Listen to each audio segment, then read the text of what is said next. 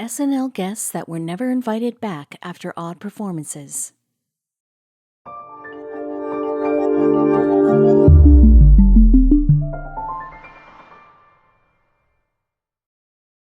But before we start, please make sure to subscribe to m&rtv and hit the bell so you never miss any upload from us. Also, leave a like right now. NBC's Saturday Night Live is a launching pad for an artist's career, and with millions of viewers tuning in, it's the perfect stage to make your mark. When things go wrong on SNL, though, they go really wrong.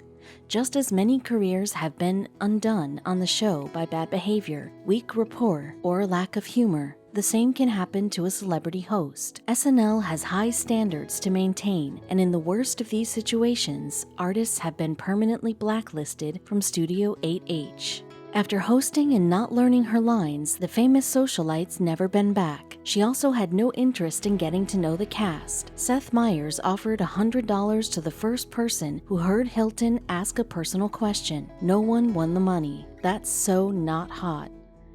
Most hosts are stoked to be on SNL, but Zappa made it clear he wasn't a fan. He mocked the cue cards, making it obvious he was reading from them, and was a bad sport with cast and crew during the prep week.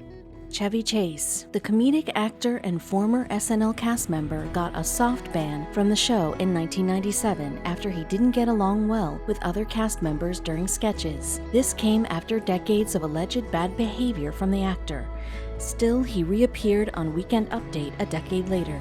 Strict rules apply to guests in Studio 8H, one of which prohibits alcohol and drug use. The band ignored this and performed drunk in 1986, eventually cursing live on air, prompting their subsequent blacklist. Adrian Brody. Not only did the actor complain all week about the writer's ideas for his sketches, but Brody messed up when he introduced the show's Jamaican musical guest while donning long fake dreadlocks and a bad accent. Elvis Costello. While making a musical guest appearance in 1977, Costello was supposed to play Less Than Zero, but instead launched into Radio, a song criticizing media censorship. He was banned until 1999 when he came on the show and played the song again.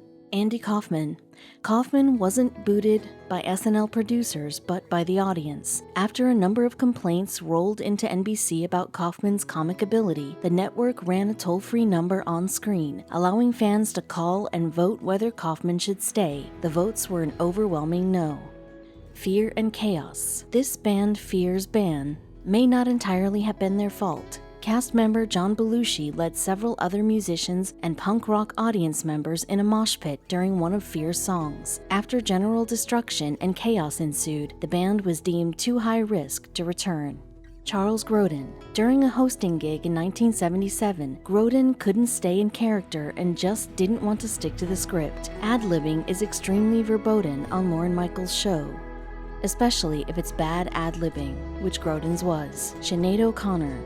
While doing a cover of Bob Marley's song War live on the show, Sinead changed some of its lyrics to mention the Catholic Church's child abuse scandal, and then tore up a photo of Pope John Paul II. She wasn't asked back. Rage Against the Machine. It was a political statement that got these guys the boot. During a 1996 episode hosted by presidential candidate Steve Forbes, the band rebelled against his platform by hanging American flags upside down on the stage. They were escorted out of the studio. David Bowie. The Starman endured a short 3-year ban when, against Lorne Michaels' wishes, he performed Scary Monsters and Super Creeps live instead of the tamer Telling Lies. Michaels associated the former song with a dark period of his life, which Bowie knew about ahead of time. Cypress Hill. Cypress Hill missed the memo about smoking on stage, and when member DJ Muggs lit a joint while live on camera, it was clear the group was going to hear from the network about a permanent ban. Martin Lawrence. In 1994, this bad boy launched into a monologue more uncomfortable than funny, making mean-spirited remarks about the racial makeup of the studio audience and then spinning into a tirade about women's hygiene. What you gonna do? Michaels kicked him out. Milton Berle. Milton Berle was a comedy legend, but even legends go too far. In 1979, Berle commandeered the show, going off script and upstaging all the other cast members in a performance said to be like a comedy train accident in slow motion on a loop. Steven Seagal. He was a big action hero in 1991, but nobody told Seagal that action heroes don't get to act like jerks. He was reportedly so disrespectful to casting crew during rehearsals that Michaels considered sending him home and going without a host. Louise Lasser. Lasser was the first person ever banned from SNL after she showed up to host the show Lit, or Under the Influence of Substances. A production assistant later said she crawled through the show's offices looking for drugs. Kanye wasn't banned outright, but cut off after he went overtime, singing 3 songs instead of his allotted 2. While NBC cut to a commercial break, West continued an off-the-cuff speech about his political leanings, prompting jeers from the audience. Ashley Simpson. During a technical malfunction on her stint as a musical guest in 2004, it was revealed on live television that Simpson had been lip-syncing. Show executives had no idea that Simpson wouldn't really be singing, and she didn't return after that. Robert Blake. Another not-so-nice guy behind the scenes, Blake was rude to show staff all week, and according to legend, even threw a script at writer Gary Kroger's head. After he did his contracted hosting duties on Saturday, he left the studio and never returned. Of course, Saturday Night Live's most notable stories don't involve the host. Garrett Morris. Some of the not ready for primetime players have become stars themselves, while others simply faded into the background. Garrett Morris, for example, made history as SNL's first African-American cast member. He remained on the show for its first 5 seasons, but what did he do after leaving Studio 8H for good? Morris has remained in pop culture, even appearing on an episode of Family Guy. He has also continued to act, landing roles on sitcoms like The Jamie Foxx Show and Two Broke Girls. He was fortunate for his career to carry on so long compared to other original cast members. After her time on SNL ended, Gilda Radner starred in her own one-woman show and several movies. She even married Gene Wilder. Gilda tragically died in 1989, though, after a battle with ovarian cancer. During the early days of SNL, Al Franken was a key member of the cast. In 1995, however, he made the jump to politics. He even served as a senator representing Minnesota before resigning amid accusations of sexual harassment. As a Second City alum, Robin Duke easily made the transition to SNL. After her time on the show ended, she stayed in comedy, appearing in Groundhog Day and other films before moving to Schitt's Creek.